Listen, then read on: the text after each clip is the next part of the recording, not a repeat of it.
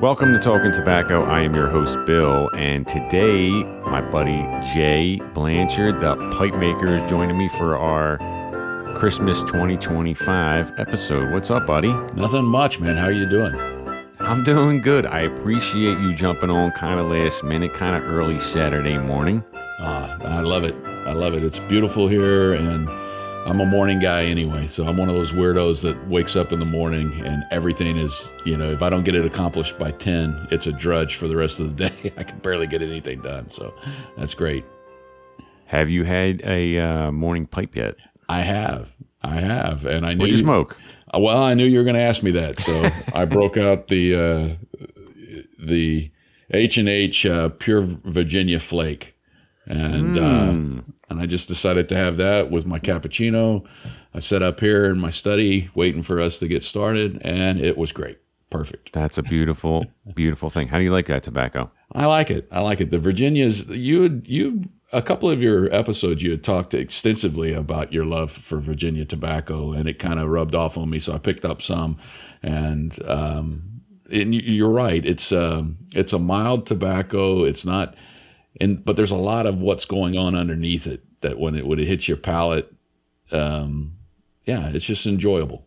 I would say you're spot on that. And you age your Virginias. This one I haven't even bothered to age any of it yet. So I'm at the point now. Speaking of aging, I'm at the point now where I don't have to smoke any new tobacco. Yeah.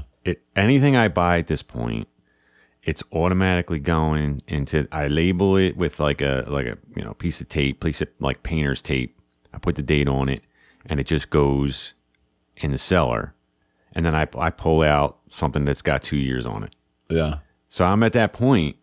I just realized that like the other day, because I've been smoking a bunch of like these Stokeby flakes that I absolutely love. And, they have a year on them. And I'm like, why am I smoking stuff with with my pinky ear? Why am I smoking with just a year? So I'm realizing that I got all these other tobaccos that I put in the basement, and I got to start pulling them out. So I'm like, that's what I'm doing at this point. Yeah. I'll buy stuff, put a sticker on it, put it away, and I'll get to it. Because I got to get these other tobaccos up that I have been aging. So... that's pretty cool. And there's a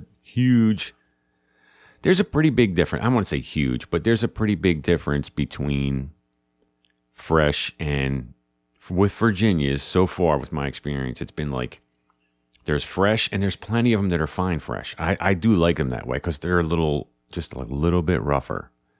But that and the difference between that and like 2 years to me is like there's a noticeable difference. Now guys have been selling, they'll sell her for $5 minimum, and then they'll smoke 10-year-old stuff. To me, like I'm at the point where it's like if it gets 2 years on it, 2 years, it's good to go. And it's not like I wouldn't smoke it fresh out of the tin. I'm not saying that. But if I have the chance to at least get 2 years on it, that's what I do at this point. Well,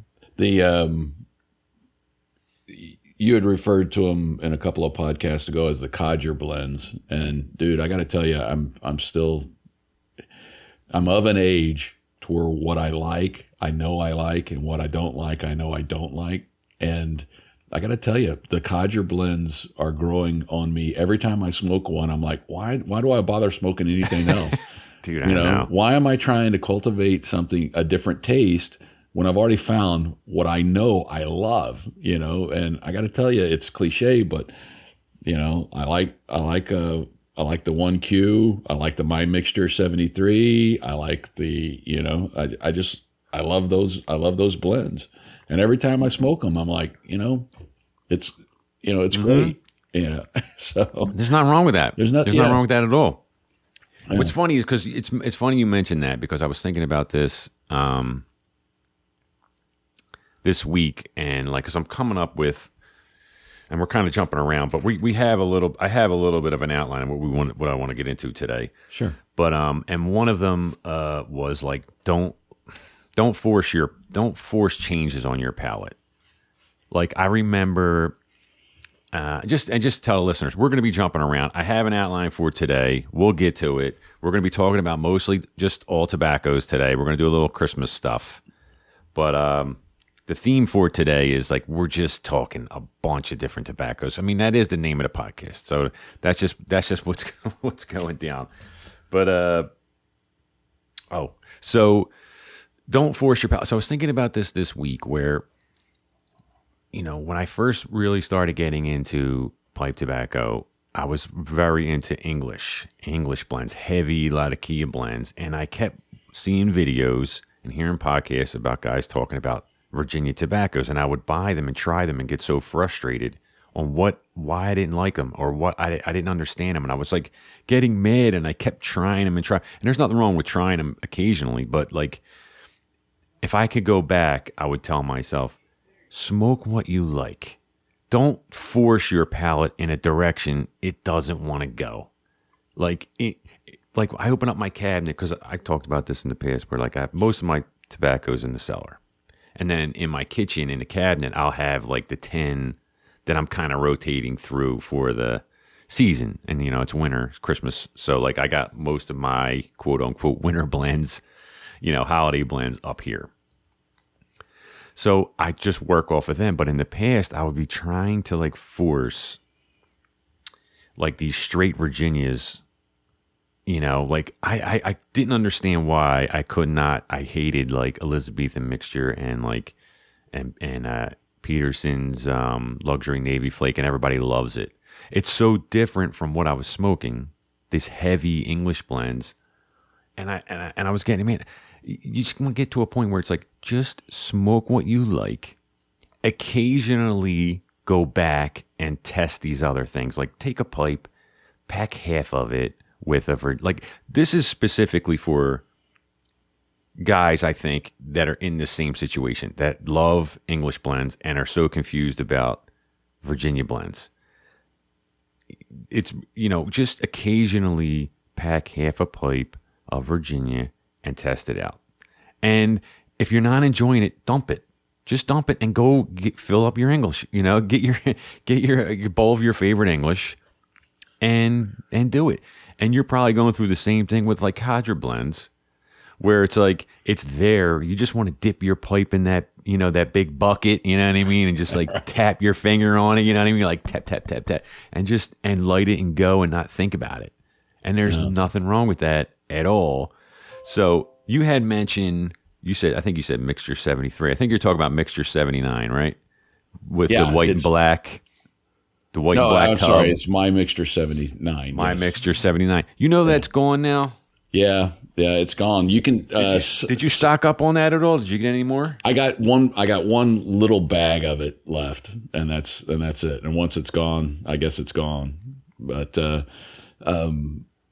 I know that you could. I looked it up online, and I found some Sutliff is making a Mixture 79. They're calling it a Mixture 79, and no, Sutliff's gone now.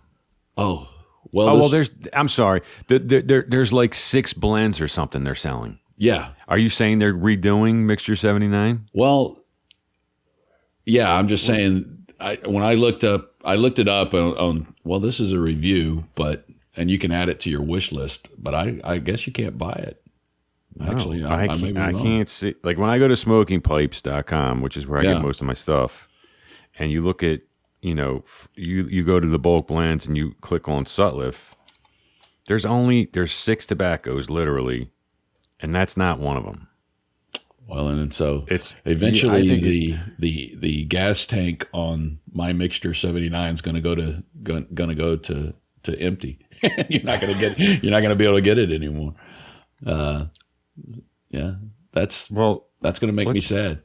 Okay, so might as well get into that a little bit. So when that news came out that STG was purchasing Mac Baren Sutliff, which they're the same company, I started doing research on all my favorite blends, and obviously there are certain blends who makes them, right? Like that HH Pure Virginia you have, that's Mac Baren. Yeah. That's gone. So that's it. And then, any pipe tobacco that's labeled Sutliff or labeled MacBaron, you obviously knew who made them. But there's certain tobacco blends I wasn't sure who was making them. So, for example, I told you that I bought a bunch of Newminster luxury, Newminster 400 luxury Navy Flake. I love that blend, but I didn't know like who was the manufacturer of it. And it turns out it was like MacBaron. So I loaded up and I bought 2 pounds of it and I had it shipped to the house because I'm like, I know I'm going to be mad if I don't have this in my life. Now, 2 pounds probably was too much, okay? Because neither of them are even open right now because I've still had like maybe 8 ounces of it in jars, but I just freaked out a little bit and I'm like, I don't want to ever not have it. I might wind up selling one of those pounds, I think, because I like to rotate my blends anyway. You know what I mean? But I was doing that with all my tobaccos because I love like Peter Stokeby and Eric Stokeby. I love their Virginia Flakes, and I was like, wait, who's making this? And luckily for me, like Peter Stokeby was already being manufactured by STG, so it wasn't a thing. And then Eric Stokeby was being manufactured by I think Cornell and Deal, so I didn't, I knew I was going to lose the HH line, which is that pure Virginia that you just showed. I knew that was going to be gone, but I like so many other Virginias. I was like, that's fine. I don't care. But getting back to Mixture 79, I thought about picking some up, but I was just afraid I was going to love it and it was going to be gone. So I didn't want to do that to myself. Yeah. Well, the your door talking to you, your smart house? Yeah, my smart house. Well, the thing that I love about it is I like the fact that you could put it aside and then you can come back to it. And every time I smoke it, there's a little something else that I'm getting in it, and it's a lot of burley, which is always, I think the burley is probably the signature, ingredient for all the quote unquote codger blends that you talk about. But for me, it's just the nuttiness of it, coupled with there's a top coat on that. It's a little bit of alcohol that they put on top of it, a little whiskey that they put in it, and so there's a little bit of that note. There's the anise. There's a little bit of vanilla to it, and every time I come back to it, I pick up. It's like as it gets older, I'm picking up a different thing each time I smoke it that I didn't notice before, and. So yeah, it's again, like I said, I like the codger blends, and I've tried to cultivate more of a palate. You've helped me. This program's helped me cultivate more of a palate, because when we initially started talking, I couldn't even talk intelligently about any type of tobacco, and you mentioned that, like, what are you smoking? Your exact thing. Yeah. So well. You come from you were smoking a pipe for so much longer than me. Yeah. And for you, I mean, you're a pipe guy more than a tobacco guy anyway. And for you, it was more about just the art of just smoking a pipe. Right. You weren't, but I don't think you were introduced to all the premium tobaccos that are available now. Like you weren't. What's funny to me is like I got into it a little bit by accident through my cigar shop. Okay, I ran into an older guy that was smoking a pipe. That's how I got introduced to it, because I didn't know anything about the YTPC, like the YouTube pipe community or smokingpipes.com, because that wasn't on my radar, just like it wasn't on your radar. Yeah. So until that moment, when I was in the cigar shop and I got introduced to pipe smoking, I started doing that research, and then I started following all the guys making videos on all these reviews. So that's how I kind of got into it, where you got into it more of an old school way. Yeah. And then you knew about the older blends, and that was pretty much it, and you were fine with it. But I remember that first day we were talking, and I did say, "What are you smoking, Jay? You're saying all these crazy blends." And I start rattling off all these GLPs blends. You're like, "What are you talking about?" We were like talking two different languages. Absolutely. I remember that conversation well. Yeah. How about like, did you wind up getting Prince Albert? I did. I did. You did. Okay. Yeah, based on your recommendation. And yeah. And again, it's a codger blend. It's always, it never disappoints. It's very consistent. And And the beauty of it is you can get that, you can get that today. And you know that if your grandfather was smoking a pipe friggin' 30 years ago, it tastes exactly the same way. You would have this commonality between you and him through this particular type of product. So well, I want to say 30 years ago. Now it's probably like 50, 60 years ago now. You know yeah, unfortunately. I'm not a grandfather yet, but I've got the beard. Soon, right? I've got the beard. I've got the gray hair. Soon. Yeah. But just to now, I haven't had Mixture 79, but it sounds like it's almost like an aromatic. It's got a lot of toppings. So, like, how would you compare that? Because to me, Prince Albert's more like a meat and potatoes. There's not a lot. I only get, like, for me, I get the tobacco taste, but I get a little bit of maybe like a little bit of molasses, I think. I'm hoping I'm not confusing it with another Codger blend. Well, but maybe hazelnut or something, some light, very light, but it's mostly just tobacco flavors. So, right. Would you consider like Mixture 79 like way more of an aromatic than Prince Albert? Well, if you're going to compare it to Prince Albert, then yes. But Mixture 79 is not, for me, it's not really an aromatic. It has a pleasant room note, but it's not a quote unquote aromatic like. For me, I would consider, 1Q to be completely an aromatic tobacco. Okay. I mean, and I love it. I still smoke it. And the beauty of that is that there's a lot of different companies that are doing, blends, and they're calling it that. So I can't tell if it's the original, but everybody kind of, it's plentiful. You can find it in almost any cigar shop that sells tobacco. They'll always have a big old jar of 1Q there, and you can pick it up. And for me, the 1Q, and I think I may have told you this when we were talking about my pipe origin story, is when I walked into the tobacco shop for the very first time, and I bought that first pipe out of their bargain bin, which was like $10 or something like that, and that, and then, you get home and you want it to smell like, and you want it to be like it smelled in the pipe shop. The 1Q was the signature smell. That was the smell that everybody who has ever smoked a pipe, and everybody who's ever tells you a story about, my grandfather smoked a pipe and I loved the way it smelled. That was what 1Q was to that particular generation, to our generation, when we were really young kids. If you had a grandfather that smoked a pipe and nobody complained about the smell of it, then that was what he was most likely smoking, was 1Q. Whereas if he was smoking Prince Albert, that's the guy when he was by himself and he wasn't trying to, and he was just in his car or his truck driving to work, and he was smoking a pipe by himself. He was probably smoking the Prince Albert, because that's most likely what, there's what smells really great and there's what tastes really great. And I think Prince Albert may taste a little bit better to that type of pipe smoker, if that makes sense. No, it totally makes sense. Yeah. I remember my uncle smoking like half and half. I remember seeing that tin. Mm. And then he probably had jars of, whatever mixture that the tobacconist was selling. Like, it wasn't like widely marketed stuff. It was like, I don't remember seeing another tin of like Prince Albert or Carter Hall or anything like that. But I remember the half and half, which I occasionally dip into and just laugh my ass off. I feel like I'm 1,000 years old, but it's funny. But I still smoke. I still have it. I bought a tub of Prince Albert, and it probably has, I want to say, it might have 6 or 7 years on it. Ooh. And I love it because I keep it right in the tub.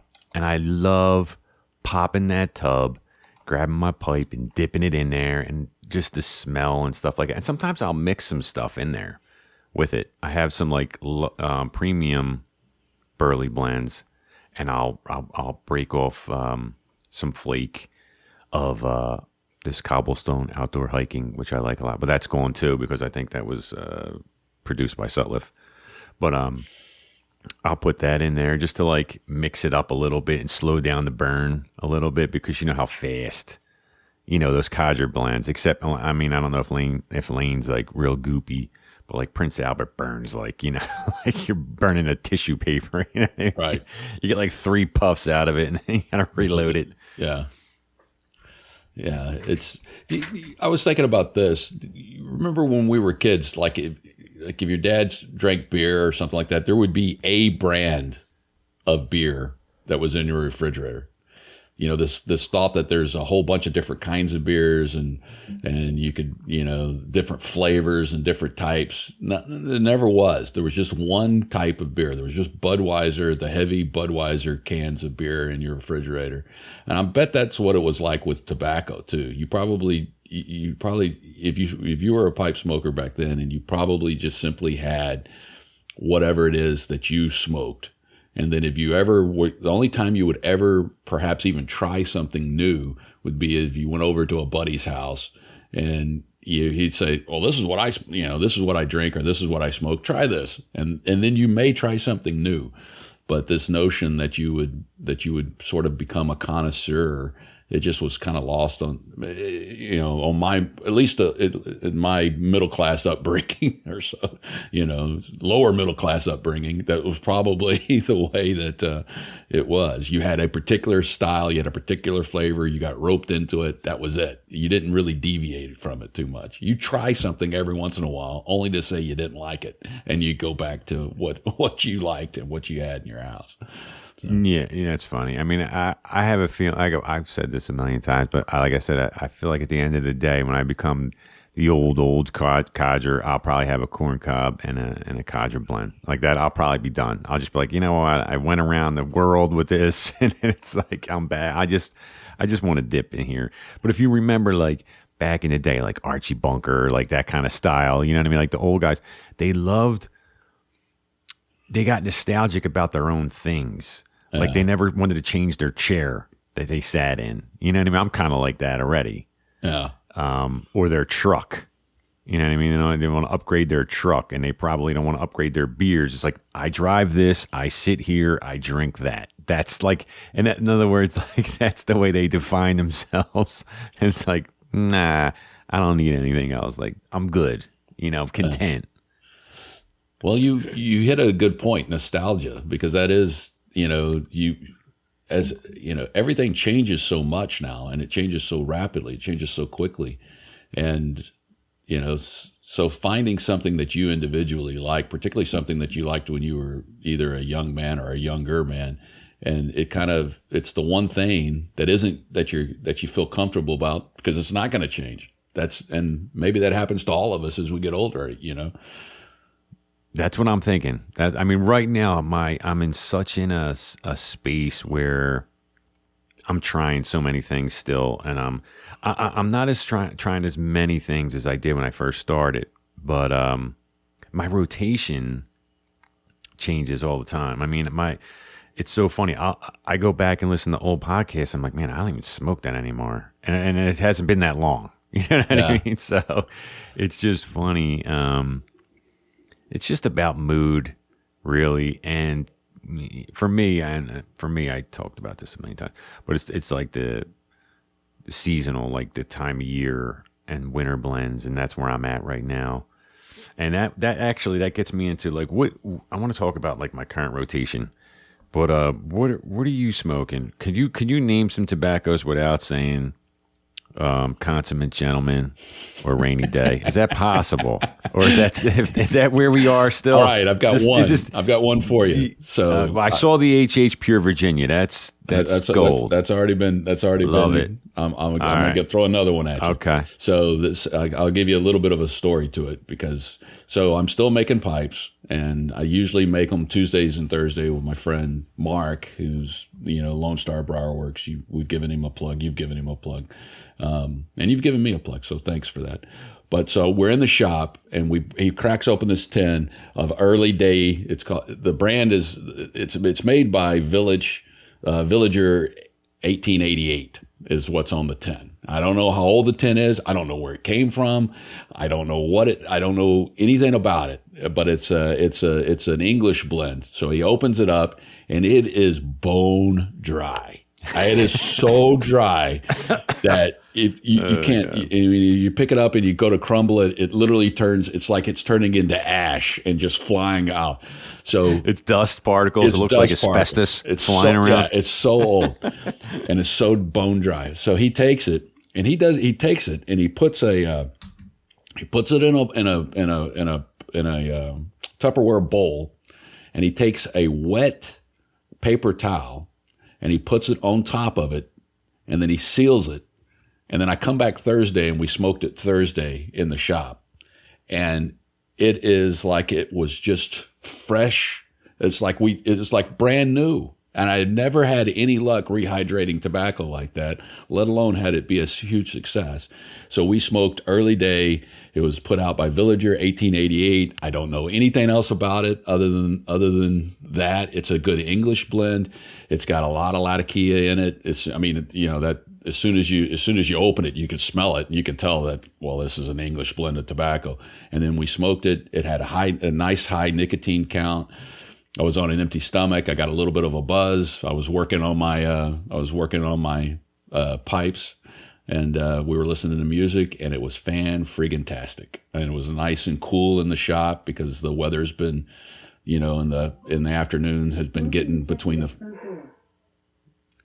Sorry. In the afternoon, the weather has been getting up to the 40s and 50s, so it was perfectly comfortable, and it was a perfect day. So that's interesting. So I just tried to rehydrate some tobacco that I just felt was a little bit dry, because it just wasn't. I just felt like I was missing flavors, and I think if you dry out, there's just some tobaccos I think that the blender intended it to be smoked at a certain moisture level.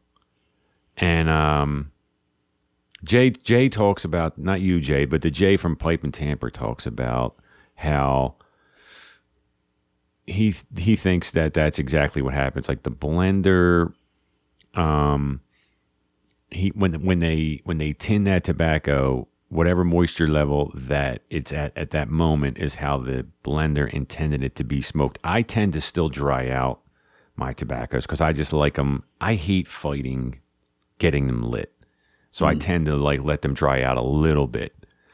I mean, some are ready to go. I mean, most are ready to go out of the tin, but like with Gowith blends, I just have to dry them out because otherwise I'll go through a box of matches. It just drives me insane. But I was smoking some Sutliff Kringle Flake from 2021, and that, I think in 2021 it had 20-year-old Virginia in it. That's what its base was. Now I haven't touched it in a few years, and I'm smoking it, and I'm like, this. It just seemed a little boring to me. And it was a little on the dry side. I said, let me try to rehydrate this a little, put a little bit more moisture back into it and try it again. So the way I did it was I just done some research on YouTube looking at stuff, but I just took a big Ziploc bag, put all the tobacco in so it was more at the bottom.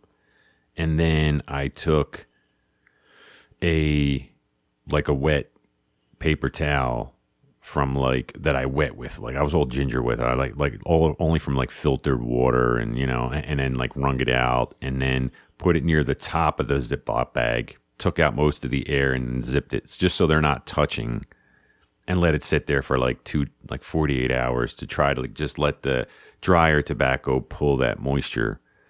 And then your buddy just straight up takes a wet towel and just wraps the tobacco in it. I just love it. I love it. It's I feel like sometimes we overcomplicate things. Yeah.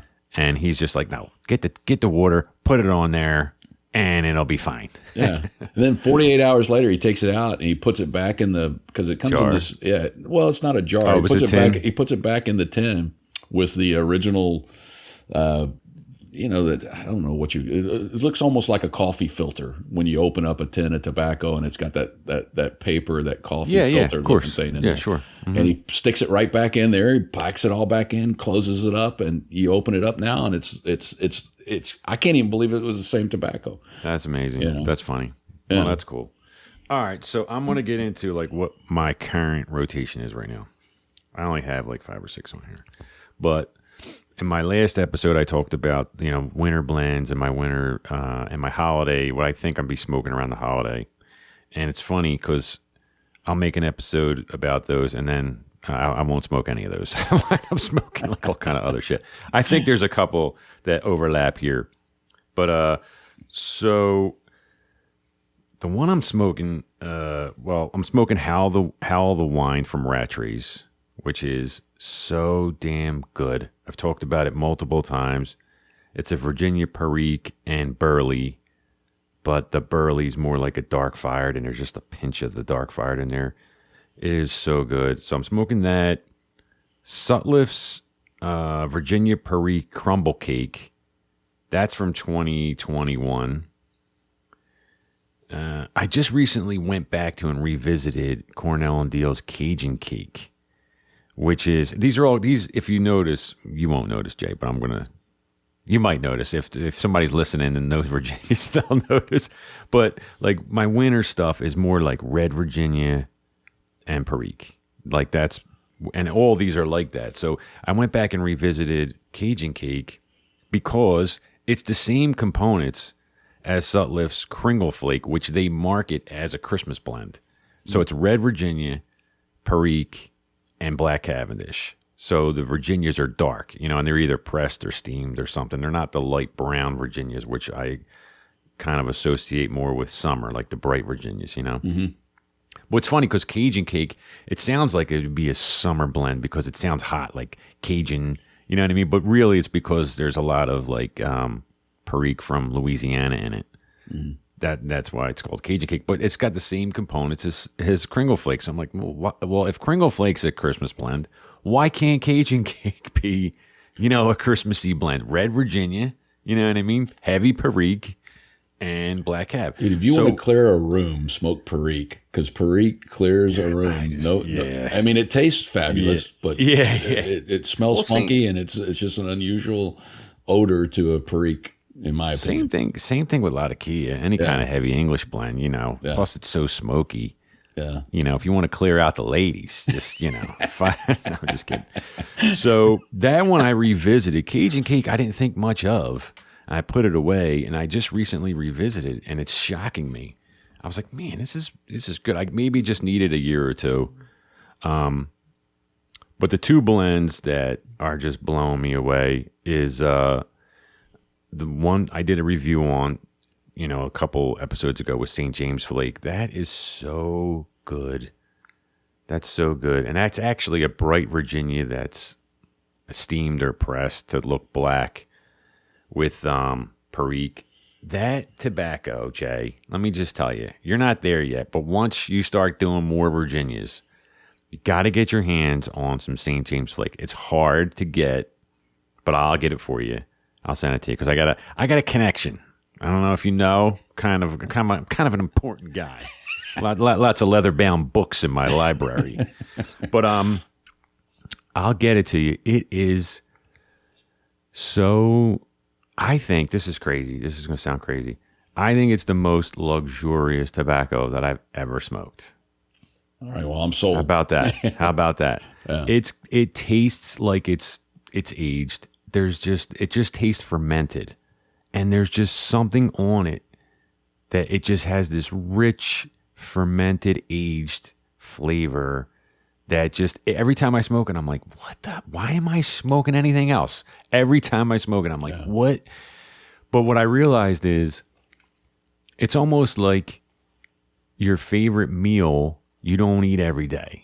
Like let's just say you like some kind of luxurious, like surf and turf, like some kind of like amazing steak with like a giant lobster tail. Like you're just not doing that every day. Like I still like my bright Virginias that I run to like on a daily, maybe not in the winter, but like that's more my meat and potatoes. And then this smoke is like, it's so good. And then the last one, well, there's two more. One is Elizabethan mixture, and that's another one that I absolutely hated when I first started smoking Virginias. I hated it.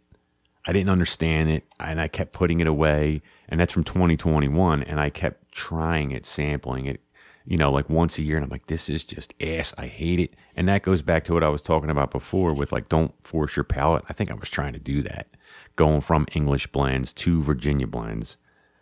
And it was driving me crazy. So thank God I never threw that out because I really thought about just throwing the tobacco out. So that's a message for the new guys. Never throw out tobacco. You might think you hated tobacco. Just label it and put it away. Even if it sits down there for a couple years, try it then. Just don't throw it away. Because what happened was I was all into English, sampling Virginias, and I just could not stand Elizabethan mixture. And I really thought there was no way I was ever going to like it. And if I would have thrown it away at this point, now that I'm into Virginias, I would be like, I wonder if I really liked Elizabethan mixture or not. I probably would have bought it again. You know what I mean? Just to test it. And the last one that's in my rotation, I smoked this morning. Actually, when you texted me this morning, I was smoking this. The Carolina Red Flake from 2022. It's a straight Virginia with no perique, but it tastes like it has perique because it's so damn spicy. And I don't know how they do it. I don't know. It's just that grade of Virginia, that grade. And that blew me away. It's just insane. So, and that's why I can never finish a damn tin of anything because I keep moving it. You know what I mean? And I have all these other tins I'm dying to open, but I'm kind of telling myself, you're not allowed to open up anything new until you finish one of these friggin' things that are open because you got 9 billion bowl jars all over the place. So anyway. Well, that's my rotation. I went from having like one type of tobacco that had been sitting on my shelf for like years to having a nice little, what I think, compared to your cellar, it's nothing like that. But, you know, I've got probably 10 or 15 different tins, and I've got enough in there that I've got a few that I've never even opened, you know, to even take the smell test, which some of them I know that I'm not ready to smoke yet, but I'm so desperate. When I get a new tin, I want to know what it smells like. So sometimes I'll find myself opening it, and then I'll smell it, and I'll go, oh, and then I'll close it back up, like pretending I never opened it, and then I'll put it away, you know, because I know I'm going to get to it sometime. But that's the influence that you've had on me, my friend. You've forced me kicking and screaming to cultivate some different tastes. Well, I appreciate you, you know, trying stuff out. You know what I mean? Because it would have drove me crazy, dude, if you were just really smoking Lane 1Q this whole time. I don't know. Like, I would have been like, I'd have been freaking out. How about that, like, grab bag I put together for you? That was and I sent it to you. I sent you yeah. like 5 different tobaccos. Yeah. Like, you need to try this. Because when you get into things and you get excited about them, you want to fucking tell somebody. Right. You know what I mean? You want somebody to be like, do you see what I'm saying? Like, Yeah. try this stuff. Yeah. Well, you had that effect. That's awesome. But there's nothing wrong though, Jay. Like, for me, it's more OCD. But there's nothing wrong with taking a tin when you first get it, opening it up.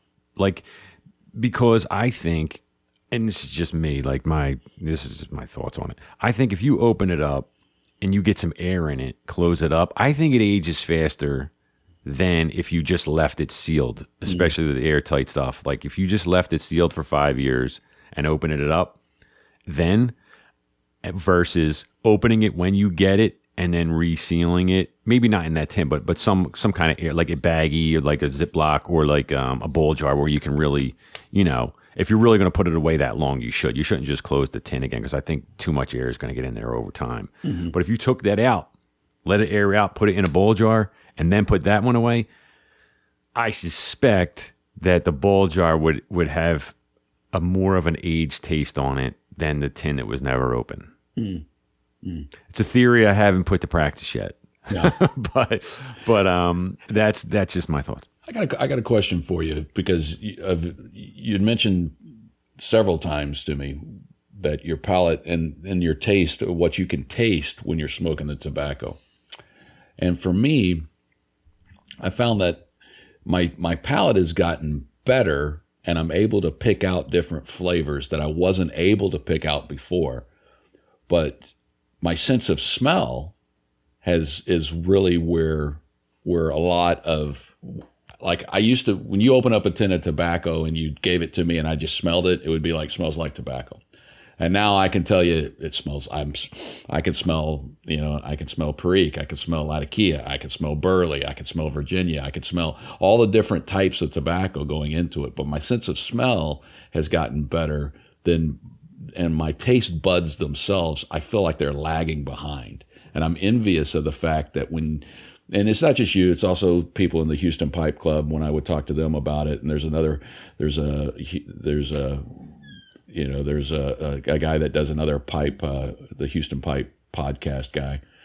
And they can taste, on their taste buds, the different flavors. And I don't really, I can get that, but it has to be a pretty definitive taste for me to be able to do that. But my sense of smell of what's in those tobaccos, particularly the blends, I've gotten a lot better at that. I wanted you, if you had any comments on that, do you find that your taste buds are outpacing your smell, or is your smell staying on par with your buds as you cultivate more of a rich and defined palate? Well, I'll tell you what. I think that I honestly think they're two different things altogether. So I think a tin note and what you smell in the tin may not equate at all to what it tastes like. So like that's why when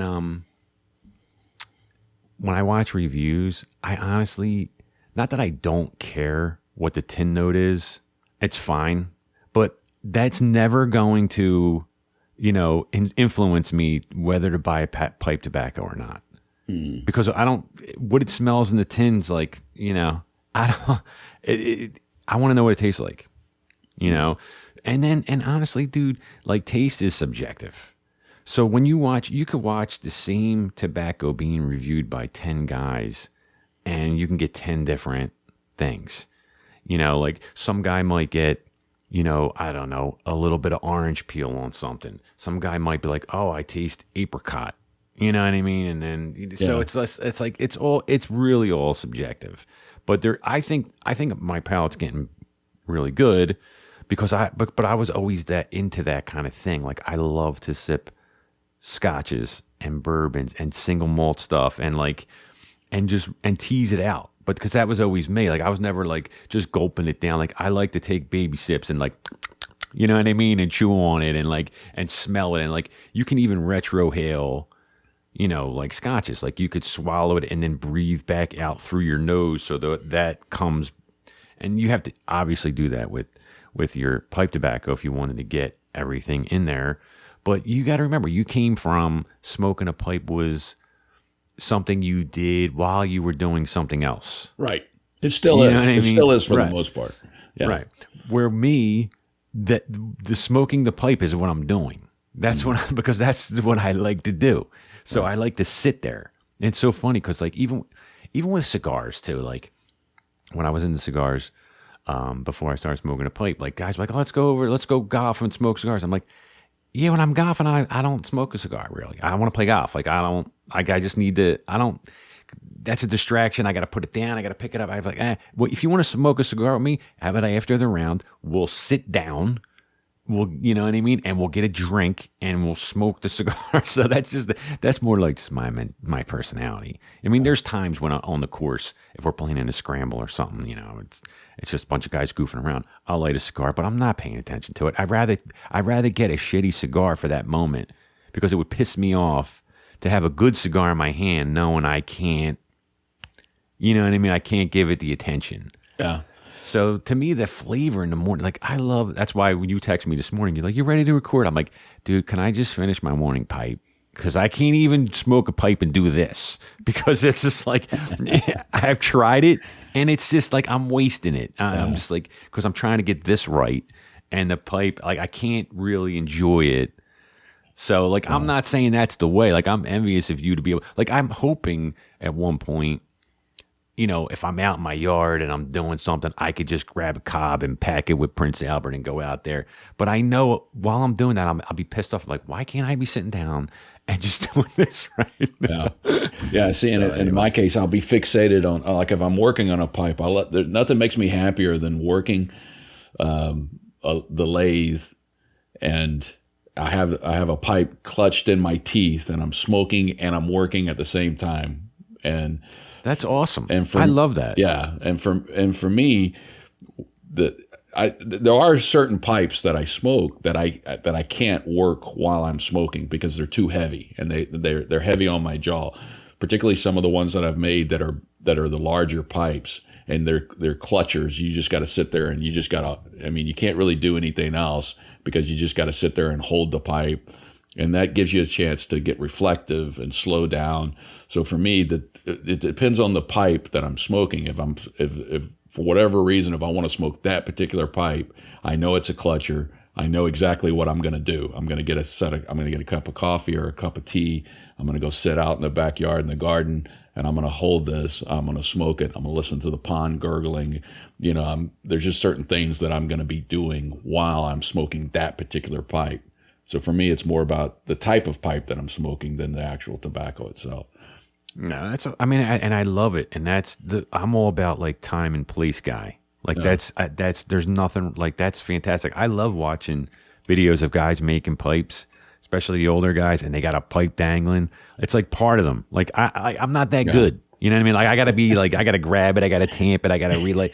Even when I see videos of guys like smoking a pipe while they're driving a car and they have a tamper in their hand and a lighter in their hand and they're looking at traffic, I'm like, I would crash 10 times. I can't put that together.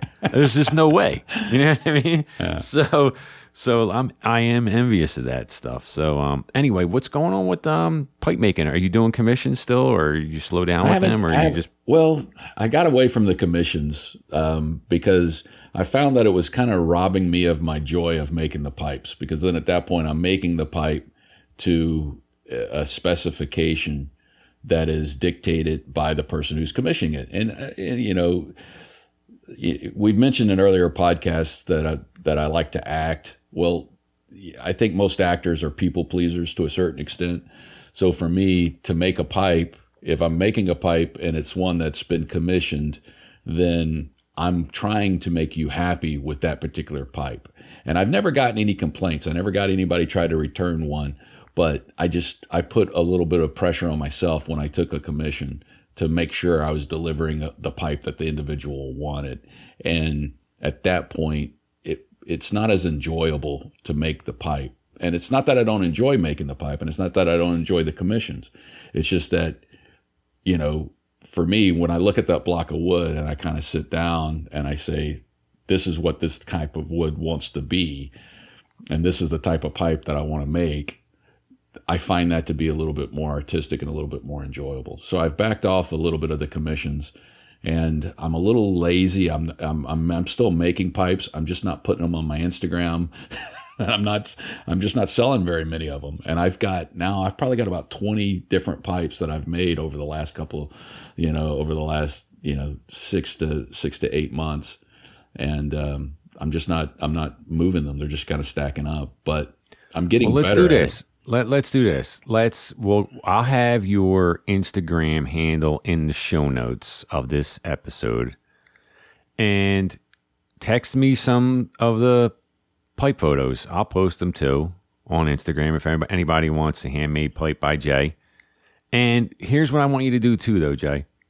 Give me a little story, give me a little description of each one. Okay. I got a couple of them. They smoke great. They really do. And I got your pipes from a couple years ago. I'm sure you've even improved since then. Yeah. The problem that I come to is this, like I'll see this is one I made, and this is just one of my it's a favorite billiard, kind of by pipes. the way. It's a billiard, and it's one of my favorite. I can clutch it. I can type at the computer. I can go outside. Perfect. I love it. It's nice and light. I can smoke it. I can smoke it for an hour and it doesn't hurt my jaw. Or it's just the type of pipe that you're going to do stuff and work with.